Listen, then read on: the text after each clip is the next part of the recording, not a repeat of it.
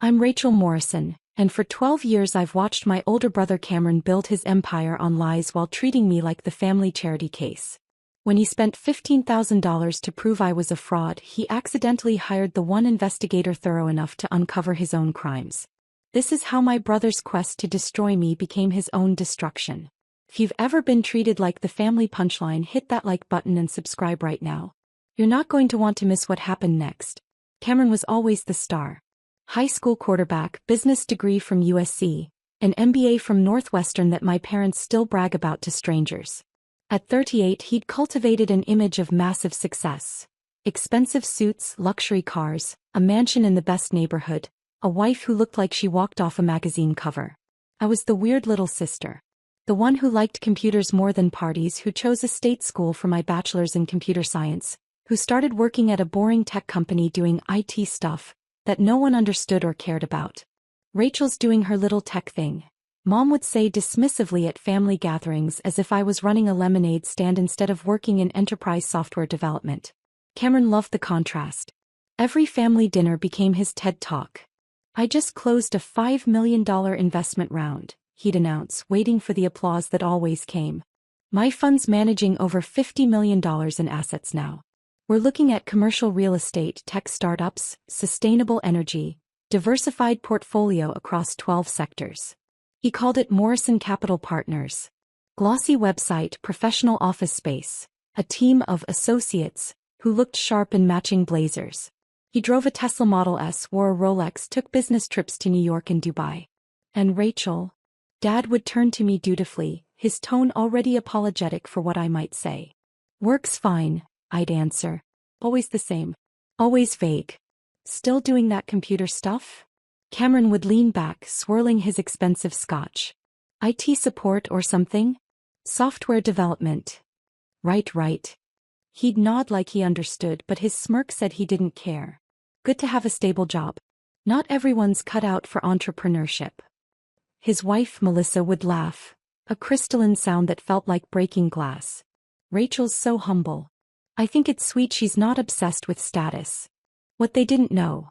I was the VP of product development at a mid-sized tech company, making $180,000 a year. Good money, but nothing compared to Cameron's claimed wealth. Except I was also the founder and CEO of MaxTech Global. I'd started MaxTech 6 years ago with my college roommate Alex Chin. We developed proprietary AI algorithms for predictive maintenance in manufacturing, software that could predict equipment failures before they happened, saving companies millions in downtime and repairs. We'd started small. One client, a mid-size automotive parts manufacturer. Then 10. We scaled carefully, reinvesting every dollar, never taking on debt we couldn't handle. Alex handled the technical architecture. I managed everything else. Sales, operations, hiring, strategy. By year 3, we had 40 clients and $12 million in annual revenue. By year 5, we'd been acquired by a Fortune 500 industrial technology company for $95 million. I retained a 40% stake and became CEO of MaxTech as a wholly owned subsidiary with full operational independence. My personal payout from the acquisition, $38 million. My current salary as CEO, $320,000, plus equity that was worth another $23 million at last valuation. Total personal net worth, approximately $67 million. I'd never told my family any of this. Why? Because I wanted to see who they were when they thought I had nothing to offer them. I wanted to see if they'd love Rachel the person or only Rachel the resource. I got my answer years ago, but I kept watching, kept documenting, kept building. I lived in a nice but modest townhouse, drove a 5-year-old Honda Accord, wore jeans and blazers to family events. When Cameron bragged about his investments, I nodded politely and asked questions like I was learning from him. Meanwhile, MaxTech was expanding internationally. We'd opened offices in Germany and Japan. We just landed a $30 million contract with a defense contractor to secure their supply chain systems. Forbes had reached out about including me in their next generation of industry leaders feature. I'd declined. I wasn't ready. My business partner Alex knew about my family situation. Rachel, why do you keep going to these dinners? They treat you like you're invisible. Because I need to know how far they'll go, I'd said. And I think I'm about to find out. What I didn't know, what nobody knew, was that Cameron's empire was a house of cards. Morrison Capital Partners wasn't managing $50 million in assets. It was managing approximately $7 million in real investments and $43 million in fictional returns he'd promised to investors using money from new investors. Classic Ponzi scheme. For 8 years, Cameron had been recruiting investors. Friends, family friends, business acquaintances, people from his country club, with promises of 15 to 20% annual returns. Guaranteed, he'd say. My fund has never had a down quarter. That should have been the red flag. Nothing guarantees those returns except fraud. He'd started small. A few investors, legitimate investments, real returns. But then he'd gotten greedy. Bought the mansion. The cars. The lifestyle that looked like success. He needed more money to maintain the image, so he recruited more investors and used their money to pay the earlier investors their returns. The math was inevitable. Eventually he'd need more new money than he could possibly recruit. The scheme would collapse. It was only a question of when. That when arrived in March, 6 months before everything exploded. One of Cameron's investors, a retired dentist named Dr. Harold Pierce, wanted to withdraw $200,000 for his daughter's wedding. Cameron stalled. Market timing, he'd said. If we liquidate now, you'll lose potential gains. Wait until June. Dr. Pierce waited. June came. Cameron stalled again. Volatility in the tech sector. July will be better. Dr. Pierce got suspicious. He hired a financial forensic accountant to review his investment statements. The accountant found irregularities immediately. Trades that didn't match market records. Returns that didn't align with any actual investment strategy. Statements that looked professional but had subtle inconsistencies. Dr. Pierce demanded his money. Cameron promised it was coming. Weeks passed. Nothing. Dr. Pierce filed a complaint with the SEC. Cameron panicked. An SEC investigation would uncover everything. He needed a distraction. He needed to shift focus. He needed a villain. He chose me. It was October when Cameron called an emergency family meeting. Mom's house, Saturday evening, mandatory attendance. I showed up in my usual outfit. Jeans, a plain sweater, my practical Kate Spade bag that I'd bought 5 years ago. Cameron was already there in a suit that probably cost $3,000, pacing like a caged animal. Melissa sat on the couch, her expression tight. Mom and Dad looked worried. My Aunt Linda and Uncle Frank were there too. They'd invested with Cameron. Thank you all for coming, Cameron began. He looked haggard despite the expensive grooming. We have a serious family matter to discuss. Everyone looked at him expectantly. Morrison Capital has been facing some challenges. False allegations from a disgruntled investor.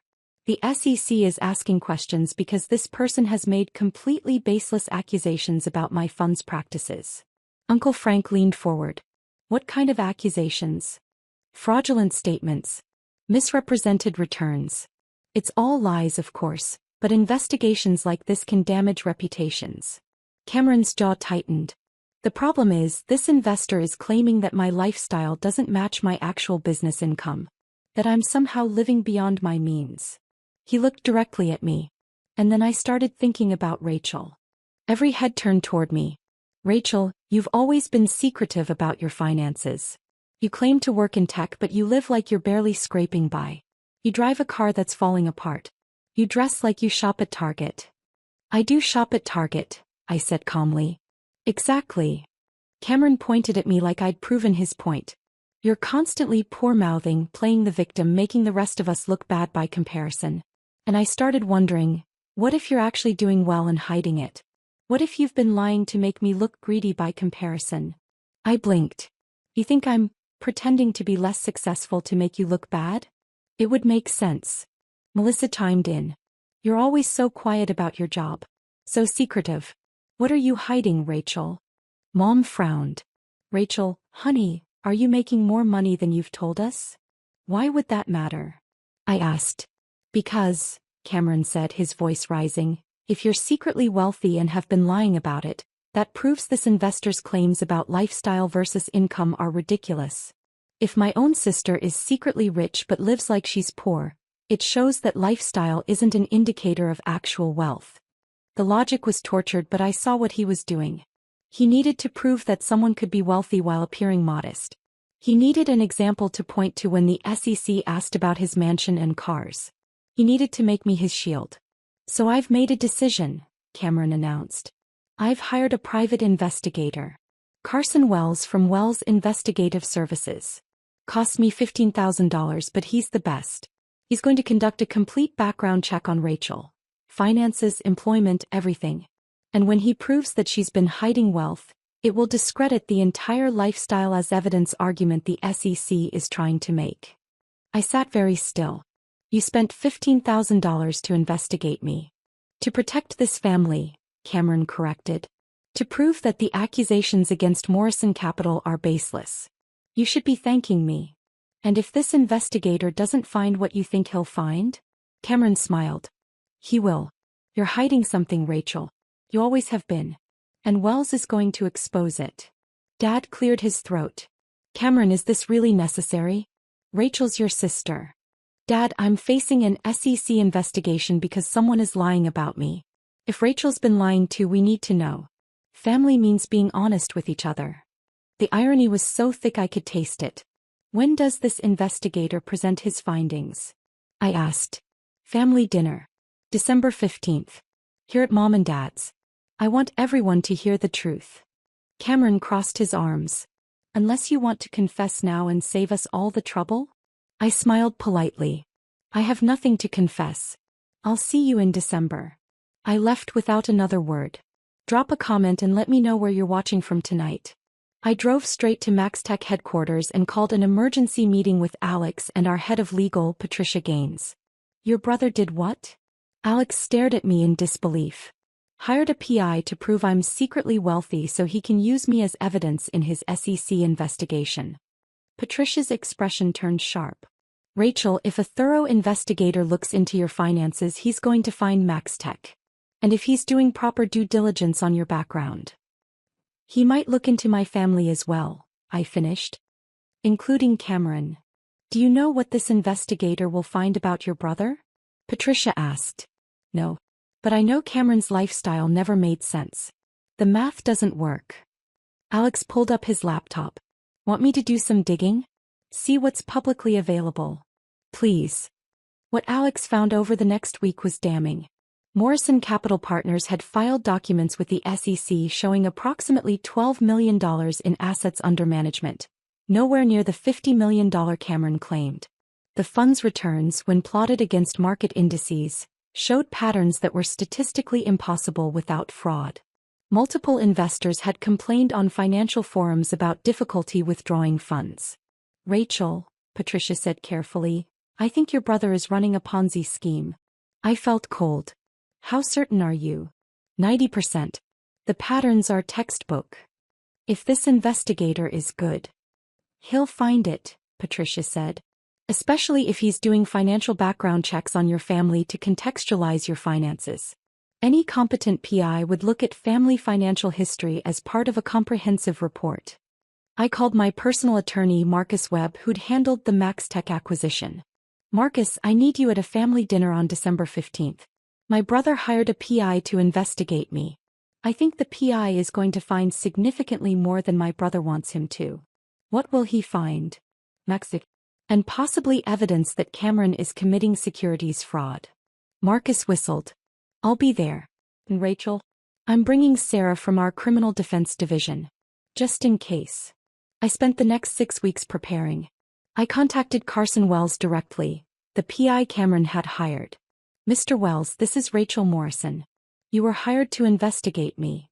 There was a pause. Ms. Morrison. This is unusual. Subjects don't typically call me. I want to cooperate fully. I'll provide access to any documents you need. I want your report to be completely accurate. Another pause. Why? Because I want the truth. Whatever you find, I want it documented correctly. Can we meet? We met at a coffee shop. Carson Wells was 50-ish ex-FBI with the kind of eyes that saw through bullshit immediately. Ms. Morrison, I've been doing this for 20 years. You're the first subject who's ever volunteered to help me investigate them. I have nothing to hide, I said simply. Find whatever you're going to find. I just want it accurate.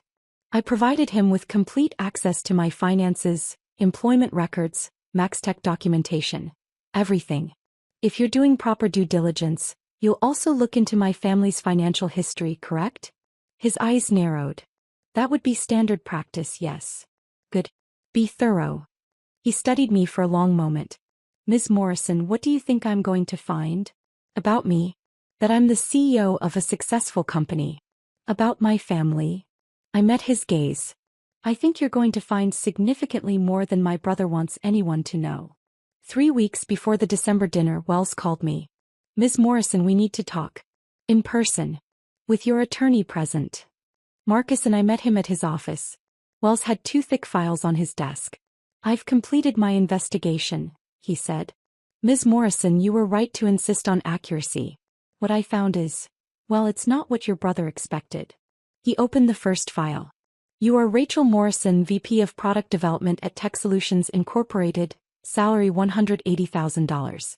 You are also the founder and CEO of MaxTech Global, a wholly owned subsidiary of Industrial Tech Corporation. Your personal net worth is approximately $67 million. You've been concealing this from your family for 6 years. Correct. He opened the second file. His expression was grim. In the course of my investigation, I conducted standard background checks on your immediate family. Your brother, Cameron Morrison, owns Morrison Capital Partners. I reviewed public filings, investor complaints, and financial patterns. He slid a document toward Marcus. Morrison Capital Partners is, in my professional opinion, operating a Ponzi scheme. The evidence is substantial. Promised returns that are impossible given actual market conditions. Multiple investors unable to withdraw funds. Use of new investor money to pay earlier investors. Falsified statements. The fund is insolvent to the tune of approximately $890,000. Marcus took the file, reading quickly.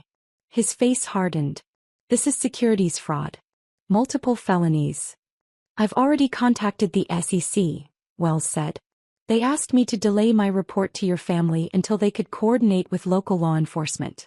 They'll have agents at your December 15th dinner. I felt the room tilt. Police will be there? Ms. Morrison, your brother's crimes are federal offenses. When I present my findings, the SEC will move immediately to freeze assets and execute arrest warrants. They're treating this as a flight risk situation. Hit that subscribe button if you've ever had to set boundaries with toxic family, because what happened next changed everything. December 15th arrived cold and clear.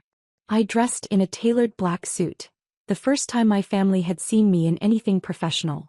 I pulled up to my parents' house in my Honda, parked between Cameron's Tesla and Melissa's Range Rover. Marcus and Sarah arrived in Marcus's BMW.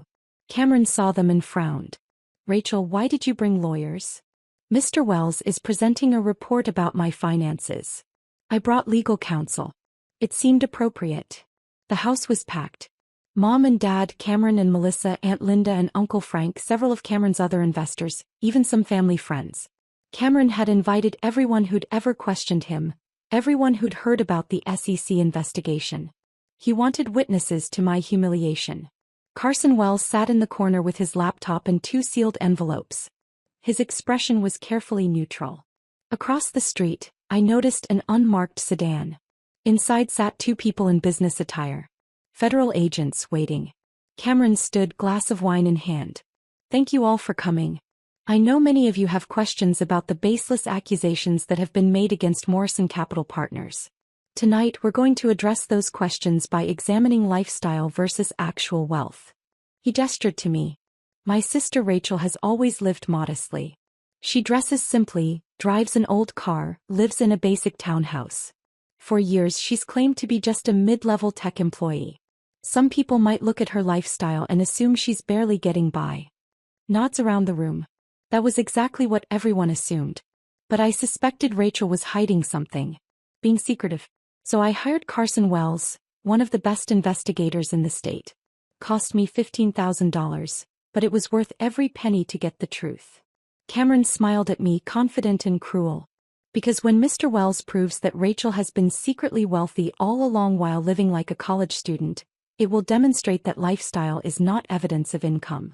That someone can be very successful and still choose to live modestly. That appearances, in other words, mean nothing. He turned to Wells. Mr. Wells, please present your findings. Carson Wells stood. He picked up both envelopes and his laptop.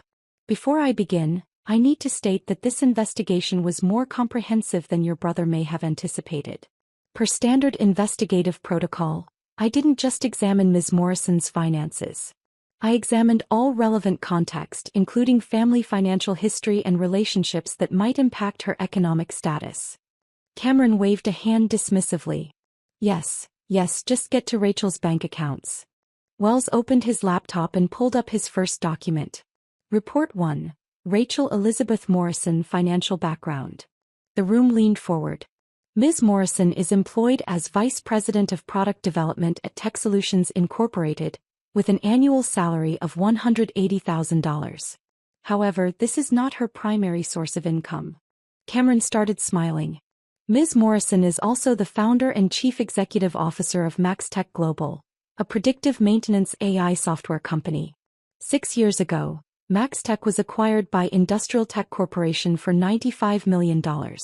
Ms. Morrison retained a 40% equity stake and operational control as CEO. Gasps echoed through the room. My mother's hand flew to her mouth. Wells continued, clinical and precise. Ms. Morrison's personal payout from the acquisition was $38 million. Her current equity stake is valued at approximately $23 million. Her total compensation as CEO is $320,000 annually, plus performance bonuses averaging $150,000 per year. She maintains personal investment accounts worth approximately $6 million. He looked up. Rachel Morrison's total net worth is approximately $67 million. The silence was absolute. Cameron's face had gone from smug to chalk white. You're a millionaire? I'm a multimillionaire, I corrected quietly. Melissa looked like she might be sick. You've been lying to us for 6 years? I never lied. I told you I worked in tech. I told you work was fine. Everything I said was true. I just didn't specify how fine things were. Mom stood up, her voice shaking. Why would you hide this from us? We're your family. Because I wanted to know who you were when you thought I couldn't give you anything, I said. And now I know. Cameron slammed his hand on the table. This is perfect. This proves my point exactly. Rachel lives modestly despite being worth $67 million. Lifestyle means nothing. The SEC's investigation is based on. Mr. Morrison, Wells interrupted sharply. I'm not finished. Cameron blinked. What? Wells picked up the second envelope. His expression was stone. As I stated, I conducted comprehensive background checks on all relevant parties. That included your finances, Mr. Morrison. The color drained from Cameron's face. That wasn't part of your assignment. Standard due diligence, Wells said flatly. He opened the envelope and pulled out a thick document. Cameron Robert Morrison, owner and operator of Morrison Capital Partners. Mr. Morrison claims to manage over $50 million in assets with consistent annual returns of 15 to 20%. Wells turned to address the room. These returns are statistically impossible given market conditions over the past 8 years. I obtained Morrison Capital's actual SEC filings. The fund manages approximately $12 million in real assets. The remaining $43 million in claimed value is fictional. Uncle Frank stood up. What are you saying? I'm saying Morrison Capital Partners is a Ponzi scheme, Wells said. His voice carried no judgment, only facts. New investor money is being used to pay returns to earlier investors. At least 23 investors have been unable to withdraw their funds. Statements have been falsified to show profits that don't exist. The fund is insolvent by approximately $890,000. The room erupted. Aunt Linda started screaming. Uncle Frank was yelling about his retirement savings. Other investors surged forward, surrounding Cameron. That's a lie. Cameron shouted. This is defamation. I'll sue you. You won't, Wells said calmly. He pulled out another document. Because I've already provided this information to the Securities and Exchange Commission. They've been investigating Morrison Capital Partners for 4 months. My findings corroborated their evidence. Cameron backed away, shaking his head violently. No, this is a mistake. Rachel, tell them. Tell them this is some kind of revenge. This has nothing to do with Rachel, Wells said. This is about your crimes, Mr. Morrison. Wire fraud. Securities fraud. Investment advisor fraud. Making false statements to investors. The evidence is comprehensive. He pulled out page after page. Falsified account statements showing 18% returns when actual returns were -3%. Transfer of $240,000 from new investor accounts to pay returns to existing investors. Personal expenses charged to the fund, your Tesla, your Rolex, your mortgage payments. It's all documented. Melissa grabbed Cameron's arm. Cameron, what is he talking about? What did you do? I didn't. This isn't. Cameron's voice cracked. I was going to fix it. I just needed more time. One good quarter and I could have. Mr. Morrison, a new voice said from the doorway. Two people in FBI windbreakers stood in the entrance. Behind them, two more agents. I'm Special Agent Torres, FBI. Cameron Morrison, you're under arrest for wire fraud, securities fraud, and making false statements to federal regulators. Cameron ran. He actually tried to run, shoving past his wife, heading for the back door. Two agents caught him before he made it 5 steps. They pushed him against the wall, cuffing his hands behind his back. You have the right to remain silent, Torres began. Melissa collapsed onto the couch, sobbing. My mother was screaming Cameron's name. My father stood frozen, mouth open in shock. Aunt Linda turned on me, her face twisted with rage. You knew. You knew and you let us invest with him. I didn't know about the Ponzi scheme, I said quietly. I suspected Cameron's lifestyle didn't match his claimed income, but I didn't know he was stealing from investors. If I had known, I would have reported it. Bullshit. Uncle Frank lunged toward me. Marcus stepped between us. My client had no knowledge of Mr. Morrison's criminal activities, Marcus said firmly. Ms. Morrison was also a victim of her brother's deception. She's been investigating him for years. Then why didn't you stop him? Aunt Linda shrieked. Because I had no proof until tonight, I said. And now there's proof. Cameron is going to prison. Your investments are gone. I'm sorry, but that's the consequence of his choices. Torres finished reading Cameron his rights and started walking him toward the door. Cameron twisted around, his eyes wild. Rachel, please. Tell them this is a mistake. Use your money, hire lawyers. You have to help me. I looked at my brother. The golden child. The success story. The man who'd spent 12 years treating me like I was nothing. No, I said simply. I'm your brother. You have to. You spent $15,000 to expose my lies, so you could use me as a shield for your crimes. You called me a fraud while you were stealing from investors. You treated me like garbage for 12 years because you needed someone to feel superior to. My voice didn't rise, but every word landed like a hammer. You made your choices, Cameron. Now live with them. They took him away. The sound of Melissa's sobbing filled the silence he left behind. The house cleared quickly after Cameron's arrest. The investors who weren't family left immediately, already calling lawyers. Aunt Linda and Uncle Frank left in fury, threatening lawsuits against everyone. My mother collapsed in a chair, makeup streaming down her face. How could you let this happen? I didn't let anything happen. Cameron committed crimes. He got caught. You could have warned us. You knew something was wrong. I suspected. I didn't know. And if I had tried to warn you, would you have listened? Or would you have told Cameron, giving him time to flee with whatever money he could grab? She had no answer. My father looked at me with something between horror and accusation. You're worth $67 million and you never told us? Would you have loved me more if you'd known? Or would you have just treated me like an A-team? The question hung in the air. Marcus touched my arm. Rachel, we should go. I looked at my parents one last time. Cameron's crimes aren't my responsibility. His consequences aren't mine to fix. I'm sorry you're hurt, but I'm not sorry I protected myself from all of you. I walked out of that house and didn't look back. The next 72 hours moved with brutal efficiency. The FBI seized all of Cameron's assets. The Tesla, the house, Melissa's jewelry, bank accounts, everything. The SEC froze Morrison Capital Partners completely. Every investor received notification that their funds were likely gone. Cameron was denied bail. The prosecutor argued flight risk, given the evidence that he'd been moving money to offshore accounts for the past 6 months. Apparently his contingency plan if everything collapsed. Melissa filed for divorce within a week. She'd had no idea about the Ponzi scheme, at least that's what she claimed. The FBI investigators believed her. She'd been a trophy wife, happy to spend money but uninterested in where it came from. 23 investors filed a civil lawsuit against Cameron. Total claimed losses: $4.2 million. Most of it would never be recovered. My parents' house became a war zone. They'd invested $200,000 with Cameron, my father's entire retirement account.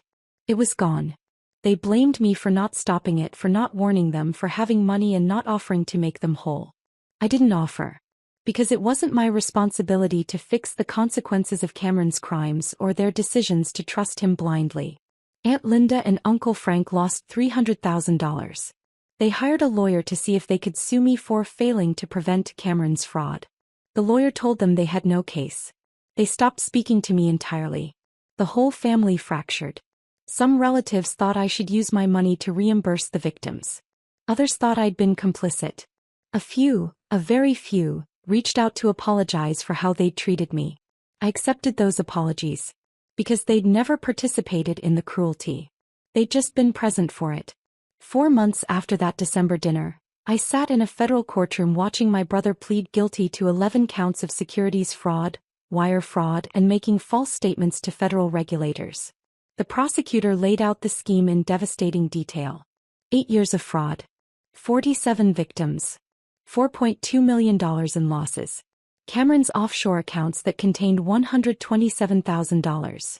A fraction of what he'd stolen, the rest spent maintaining his fraudulent lifestyle.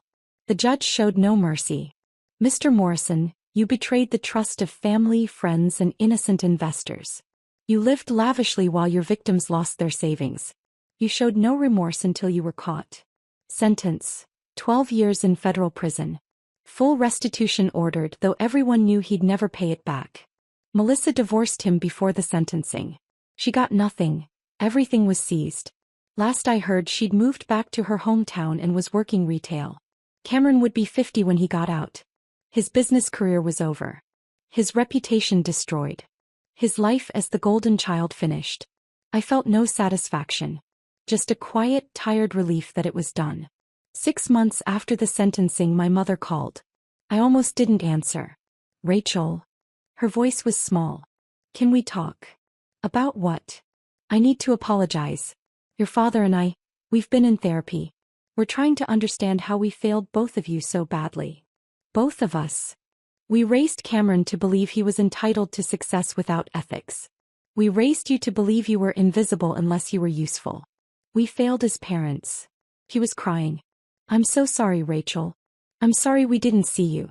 I'm sorry we didn't protect you from him. I'm sorry we blamed you for his crimes. It was the apology I'd wanted for 12 years. It didn't fix anything, but it mattered. Thank you, I said quietly. I appreciate that. Can we try to have a relationship? Not about money. Just as family. I thought about it for a long moment. Maybe. Fully. With boundaries. And therapy for all of us. Yes. Whatever it takes. It's been 2 years now. My relationship with my parents is cautious but healing. They've met Alex and toured MaxTech headquarters.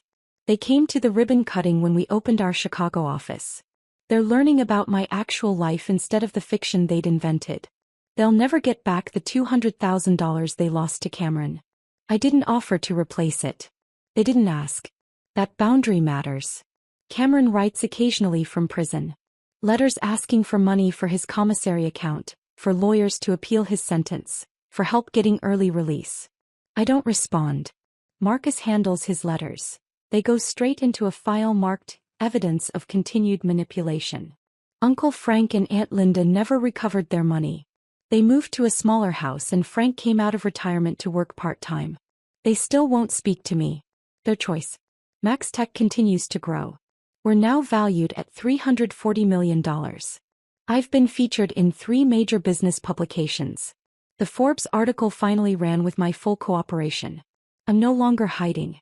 Last month, I established the Morrison Victim Restitution Fund, $2 million to help Cameron's fraud victims. It won't make them whole, but it's something. Some accepted it gratefully.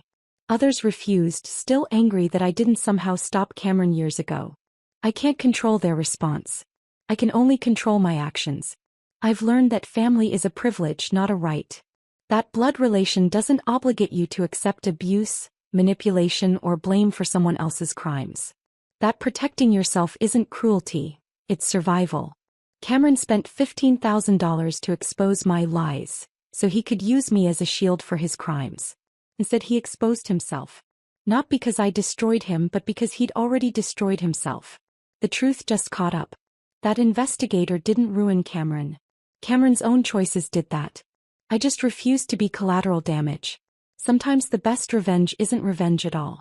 It's just stepping aside and letting someone face the natural consequences of their own actions. If you've ever had to cut off toxic family, tell me your story in the comments. What would you have done? Hit that like button and subscribe for more stories about standing up for yourself and refusing to be the family scapegoat. Because you're not responsible for fixing the disasters other people create. Not even when they're family. Especially not when they're family. You are not the villain for refusing to be the victim.